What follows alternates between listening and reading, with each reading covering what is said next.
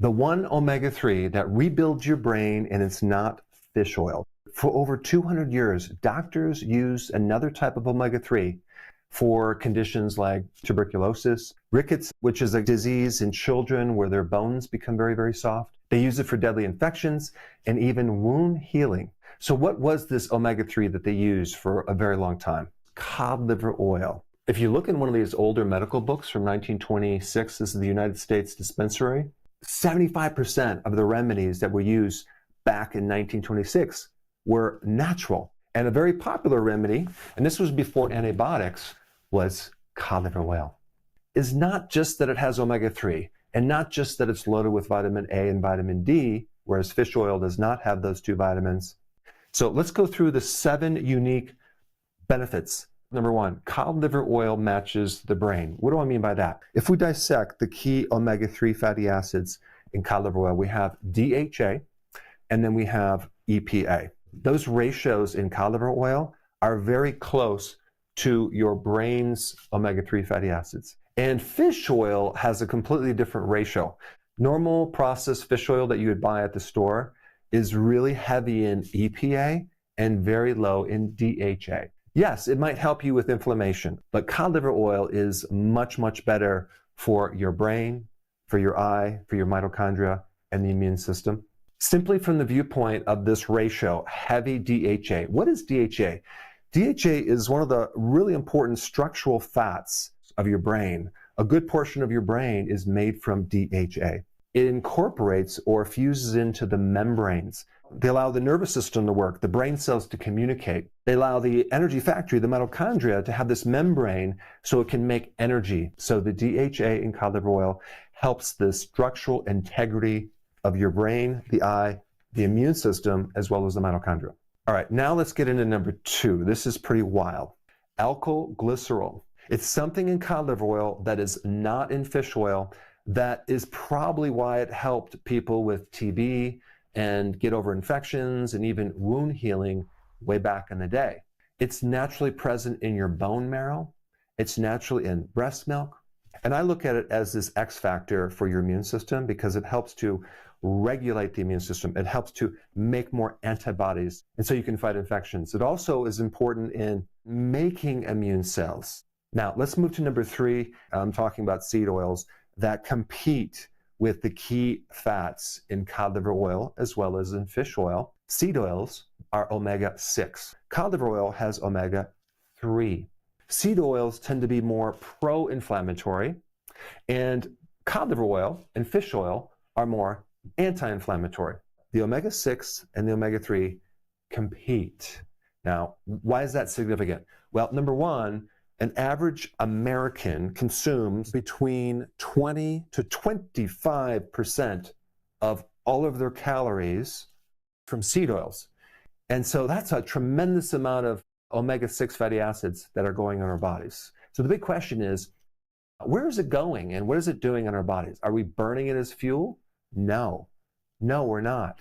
It's being incorporated into our membranes of the brain, of the mitochondria, of our retina, of our immune system. And it kind of goes in there and it gets stuck there for a long period of time, sometimes up to 600 days. So I did some more research into this structural fat DHA, as well as what happens when you don't have enough DHA and you have too much seed oil. What happens, at least in animal studies, is that our bodies have a plan B. The plan B is for our body to convert some of these seed oils to another type of fatty acid called osbon acid.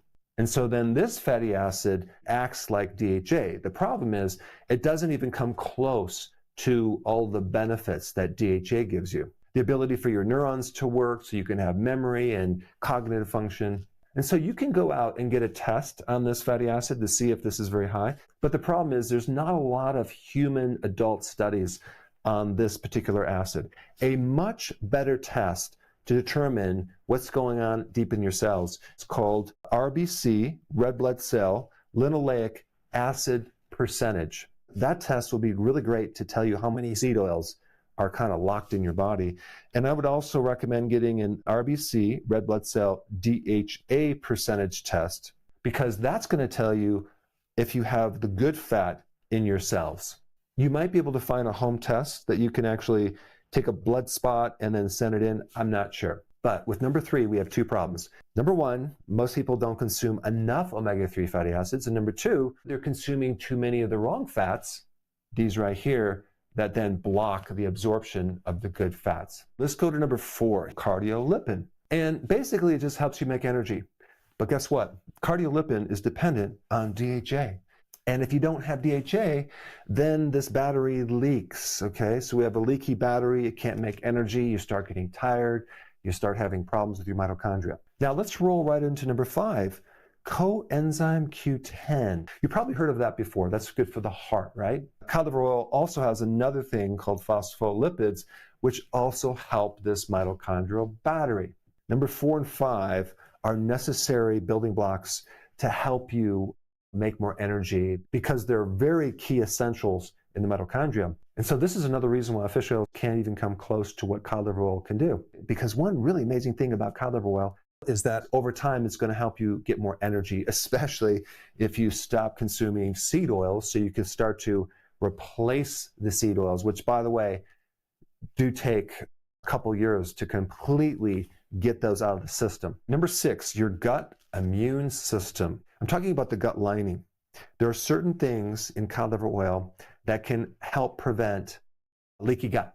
And one of these is vitamin A. And one really interesting thing about vitamin A is it's great for healing the internal skin of the body, the inside of the stomach, the inside of the intestines. And also vitamin A is really important in your immune system. Now, number 7 is vitamin D. And I haven't touched on this, but it's a really important factor, especially if you look in the past and why they use cod liver oil and sunshine for rickets, which is a condition in children where their bones become very, very soft. So they would give these kids cod liver oil and sunshine. And then they eventually isolated it was vitamin D. Back then, they didn't even know it was vitamin D. Vitamin D is super important in the immune system. It's also important in structural calcium for your bones. But cod liver oil doesn't just have vitamin D, it also has vitamin K2, which, by the way, is really important. Anytime you take vitamin D3, you want to take K2 because it protects you from developing too much calcium in the wrong place, preventing calcium in the joints, in your kidneys, or even in the arteries, right? It kind of keeps it out of there. So this is really interesting that nature provides both of these key nutrients in one package from actual liver that you can eat. And by the way, probably once or twice a week, I will consume cod liver in a can. It's wild caught. You can buy it anywhere. It's actually quite delicious. Some people don't like it, but you have to try it at least once. It comes in these little cans similar to sardines, and you open it up. And I would not drink the juice out of it. Even though it's pure cod liver oil, it's a lot of oil. And you don't want to have it sit in your digestive system and irritate your gallbladder. So if you just eat the cod liver itself, you'll get all of the nutrients that I just talked about and a tremendous amount of omega-3 fatty acids. Personally, I will do that once or twice a week, and I will also take cod liver oil as a supplement. But I think the reason why cod liver oil worked so well back in the day was not just because of the omega-3, not just because of the vitamin D, but I think it was all these other things that really take your immune system to the next level. Now, before you go, I have a one-page download of my daily routine, which I've been working on this daily routine for literally probably 2 decades, just refining it. And I want to give it to you as a free download. I put a link down below. So all you do is you click the link, print it out, put it on your refrigerator, and follow this daily routine as a checklist. And after you do that, I really want you to watch a fascinating video that will help you understand more on this DHA and EPA topic. And I put that video up right here. Check it out.